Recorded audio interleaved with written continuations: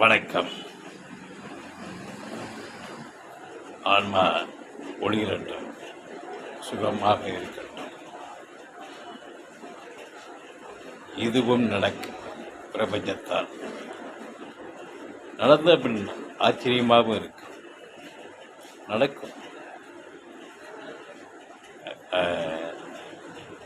ஒரு இடத்துக்கு பஸ்ஸில் இறங்கி ஆற்றை கடந்து நடந்து செல்ல வேண்டிய நிலை உள்ள ஒரு வில்லேஜ் கிராமம். அதில் பக்கத்து டவுனில் அந்த இறங்கியவர்கள் இருவர் பக்கத்து டவுனில் கடைக்காக சரக்கு வாங்கிட்டு சில சரக்குகள் வண்டியில் வரட்டும்னு முக்கியமான தலையில் வச்சுட்டு வராங்க. அந்த சிகரெட் சம்மந்தப்பட்ட அதை நனையக்கூடிய பொருள் எல்லாமே தலையில் வைத்து கொண்டு வருகிறார்கள். வரும்போது மலை சுற்றி மலை வெளுத்து வாங்குது, நெருங்குது. மலையும் நெருங்கி இந்த இடத்துக்கு நெருங்கி வருது, தூரல் அடிக்குது. ஆனால் மழை பெய்ந்தால் ஒதுங்க இடம் இல்லை. அது ஆற்று படுகாலில் நடக்கக்கூடிய இடம்.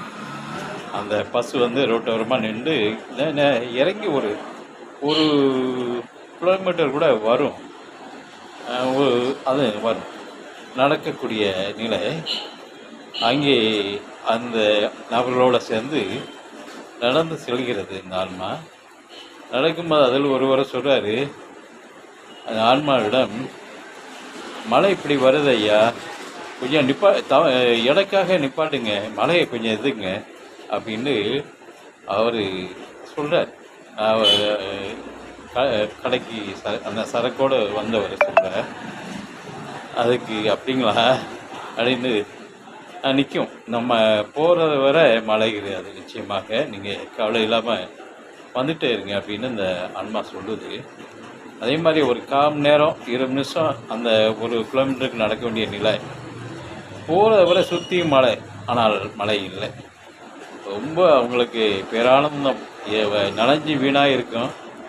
ஒதுங்க இடமில்லாத காட்டு பகுதி, மரமும் ஜாஸ்தி இல்லை, எதுலேயும் நிற்க முடியாது அப்படிங்கிற வேதனைப்பட்ட ஆன்மா 2 ஆன்மாவும் சந்தோஷப்பட்டுச்சு.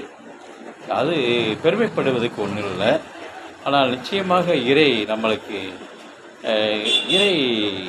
நம்மளோட வாசனை பண்ணும், நடக்கும். நிச்சயமாக அந்த வாசனையோடு இருக்கும்போது இறை நம்மளுக்கு செய்யும், அந்த காரியத்தை செய்யும். இதுதான் உண்மை. நன்றி, வணக்கம்.